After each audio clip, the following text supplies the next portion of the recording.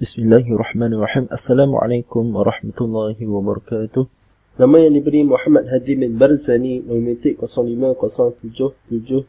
Okey, seterusnya saya akan bentangkan analisis dan kritikan saya terhadap bait terjemahan bait syair Ibqi fi ni'mati baqa'id duhur yang diterjemahkan oleh Al-Irbad bin Zulhisam, merupakan rakan saya, dan syairnya berbunyi: Raqahum nadharan wahabuhu khawfan fahuwa mil'ul uyuni mil'us sudur.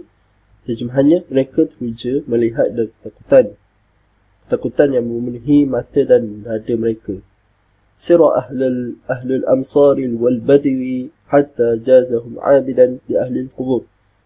Menjadi misteri buat penduduk Masar dan orang Badui sehingga dia memberi penghargaan kepada ahli kubur. Terdapat dua aspek yang saya tengahkan dalam menganalisis terjemahan bait syair ini. Yang pertama ialah kaedah terjemahan yang digunakan.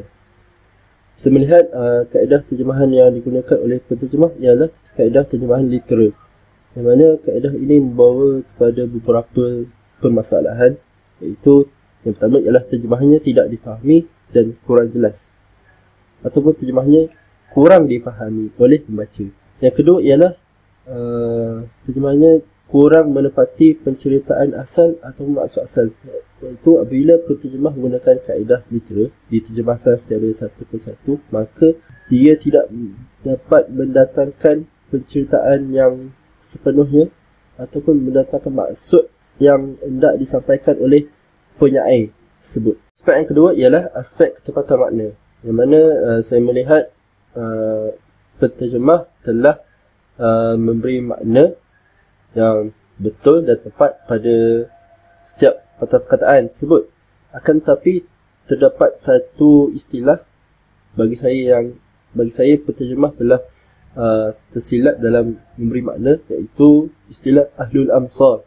Istilah ini diterjemahkannya kepada penduduk Masar, akan tetapi terjemahan yang lebih tepat ialah penduduk Mesir, di mana saya dapati Amsar itu ialah jamak kepada Misr, Mesir.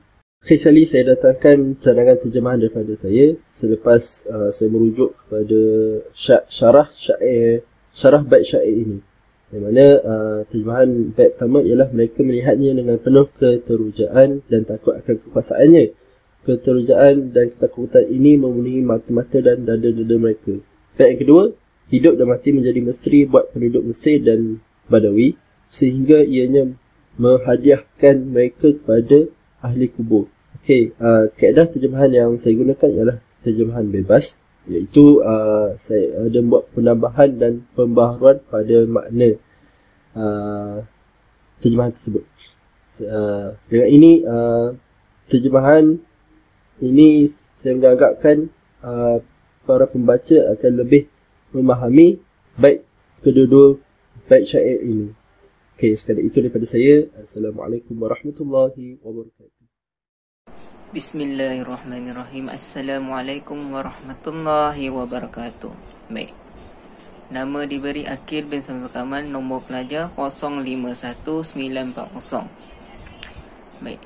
Pada kali ini kami telah diberi tugasan untuk menganalisis syair, terjemahan syair yang telah dibuat oleh rakan-rakan kami. Baik. Pada hari ini saya akan menganalisis serta memberi sedikit komen tentang terjemahan yang telah dibuat oleh rakan saya. Baik. Pada pandangan saya, terjemahan yang dibuat oleh rakan saya ni merupakan terjemahan yang mudah difahami.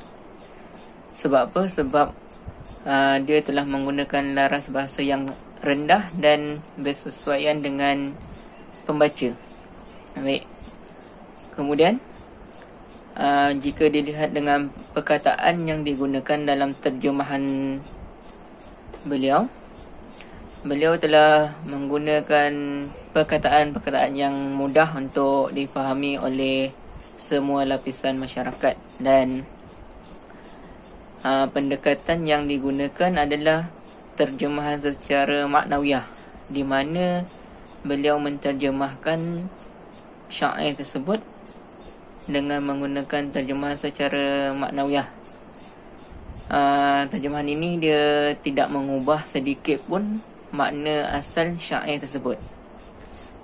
Baik, daripada ketepatan makna pula, saya tak mampu untuk nak komen lebih. Sebab apa? Sebab terjemahan makna di sini dia bergantung kepada penterjemah, di mana penterjemah ni mempunyai pelbagai cara atau kreativiti bagi menterjemah sesuatu teks sumber tersebut. Baik, dapat disimpulkan di sini bahawa hasil terjemahan yang dihasilkan oleh rakan saya ni merupakan terjemahan yang baik serta mudah difahami. Dan untuk saya punya cadangan dalam menterjemah, saya akan tunjukkan selepas ini. Baik, ini merupakan terjemahan yang dilakukan oleh sahabat saya, di mana terjemahan yang beliau lakukan adalah kembalilah jiwa-jiwa tanpa larangan daripada Tuhan, mereka bangkit pada kebangkitan. Jangan bertanya pada musuhmu di mana mereka, kerana mereka telah berjumpa penciptanya. Baik, untuk cadangan terjemahan tersebut saya telah menterjemahkan kepada: kembalilah wahai jiwa-jiwa tanpa larangan daripada Tuhan, untuk kamu dibangkitkan pada hari kebangkitan. Dan janganlah kamu bertanya kepada musuh kamu di mana keberadaan mereka, sesungguhnya mereka telah bertemu dengan Sang Pencipta. Baik, sekian saja daripada saya. Assalamualaikum warahmatullahi wabarakatuh. Assalamualaikum warahmatullahi wabarakatuh. Nama saya Muhammad Syamil bin Qusyari. InsyaAllah saya akan membentangkan mengenai analisis dan kritikan saya terhadap terjemahan puisi ini. Puisi ini telah pun diterjemahkan oleh Abdul Muhaimin. Baik, pada pandangan saya, dalam terjemahan puisi ini, laras bahasa yang telah digunakan oleh penterjemah sangat mudah dan ringkas untuk difahami oleh pembaca.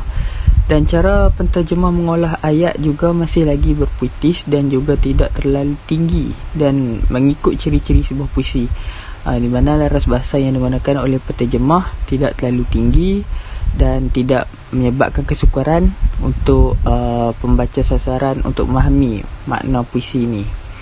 Kemudian gaya cerita, penterjemah juga menceritakan puisi dengan baik dan pembaca malah memahami isi kandungan puisi.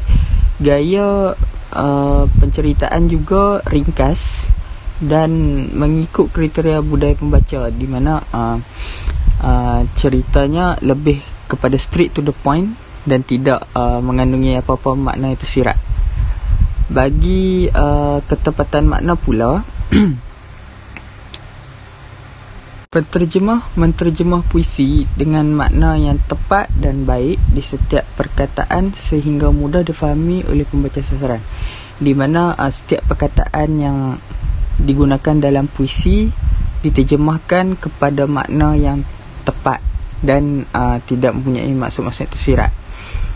Kemudian dari segi penggunaan kata pula, penggunaan kata yang digunakan oleh penterjemah mudah untuk pembaca sasaran dan tidak berbelit untuk memahami maksud puisi, di mana penggunaan kata yang digunakan ringkas dan tidak berbelit.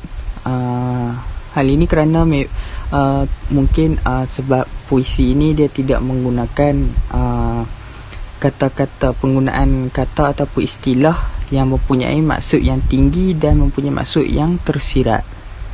Untuk terjemahan bait puisi yang seterusnya pula, dari segi laras bahasa, pengguna menggunakan penterjemah menggunakan laras bahasa yang tidak tinggi dan mudah difahami oleh pembaca sasaran.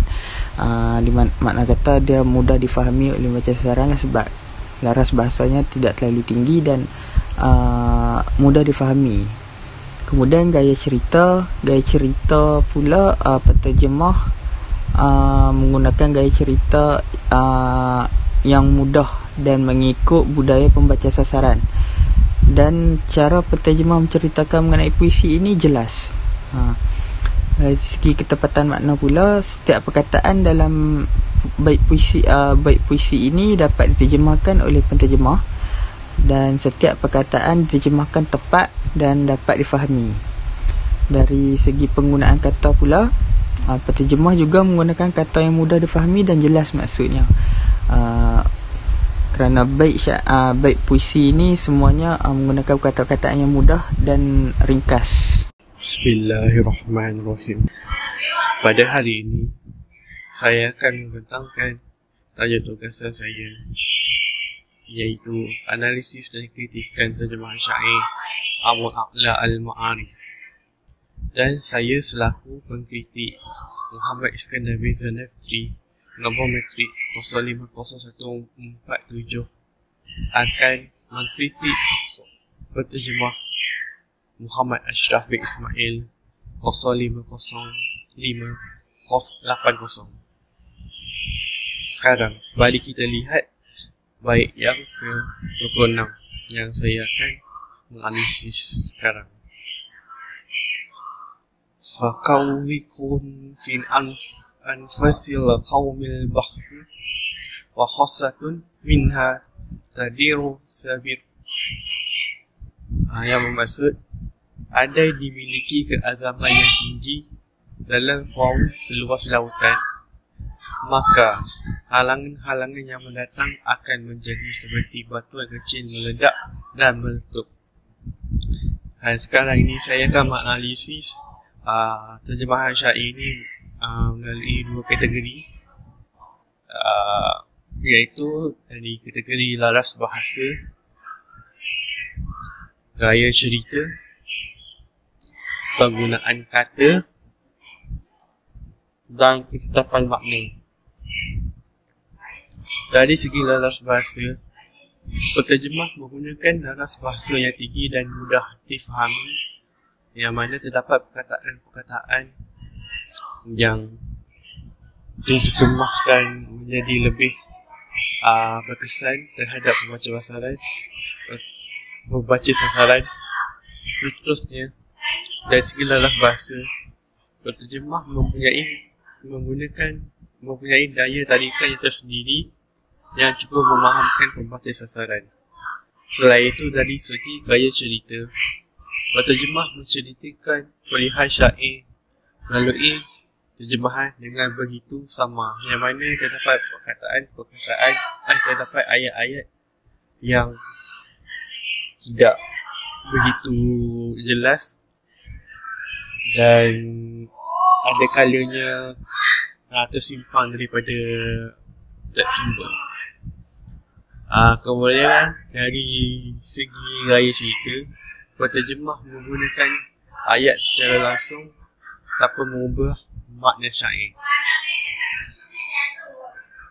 Di samping itu, dari kategori penggunaan kata, perkataan meledak tidak sesuai digunakan dalam terjemahan ini kerana ia lebih merujuk kepada letupan itu sendiri, yang mana yang maksud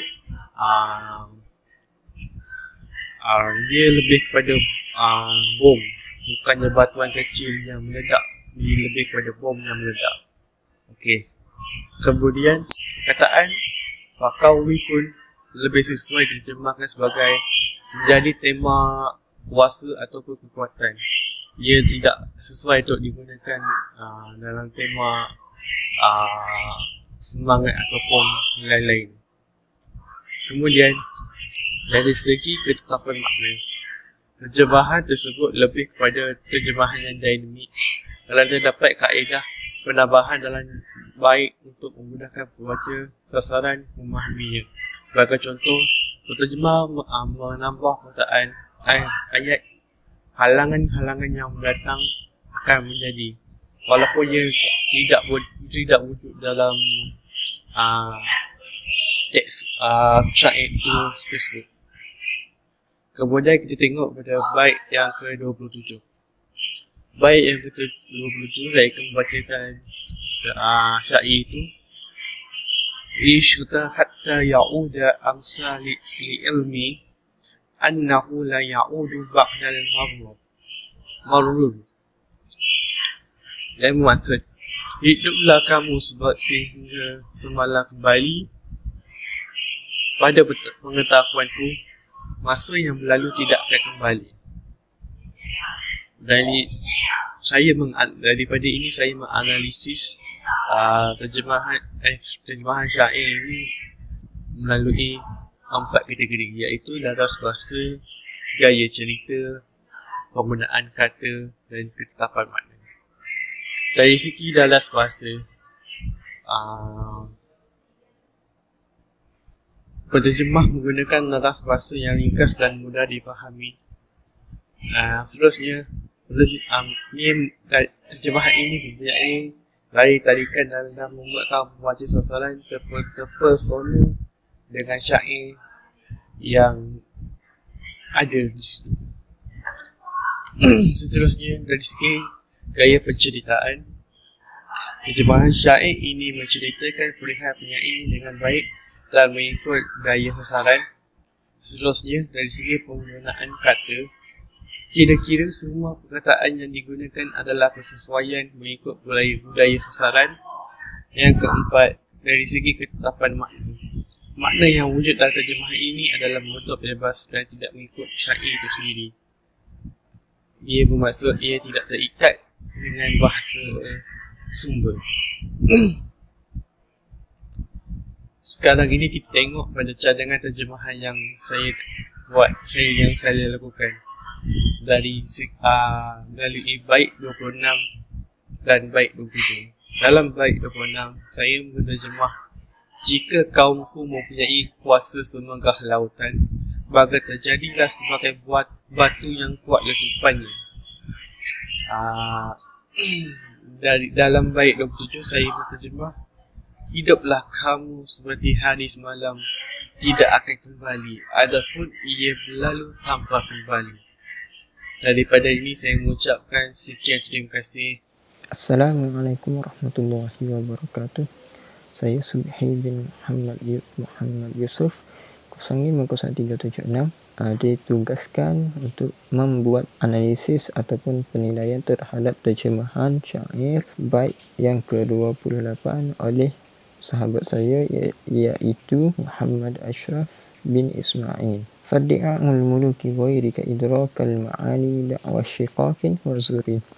Terjemahan yang dibuat olehnya iaitu, maka serulah raja-raja selainmu yang kamu kenali, hatta yang paling mulia pun akan datang dengan penipuan dan perselisihan. Penilaian pada terjemahan yang dibuat oleh Ashraf, iaitu terjemahan bagi bait syair ini bagi saya mudah difahami. Seterusnya, terjemahan ini saya dapati dilakukan secara bebas, akan tetapi tidak mengubah maksud asal. Ashraf juga menggunakan istilah dan laras bahasa yang sesuai dengan peringkat pembaca seperti saya, iaitu penggunaan laras bahasa dan istilah yang sederhana, tidak rendah dan tidak tinggi, yang akan membuatkan ia sukar difahami. Akhir sekali, padanan perkataan yang digunakan dalam terjemahan bagi saya adalah tepat bagi memahamkan para pembaca walaupun menggunakan terjemahan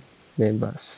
Tiada apa yang ingin saya utarakan, akan tetapi cadangan terjemahan saya ialah pada perubahan perkataan, perselisihan dan penipuan.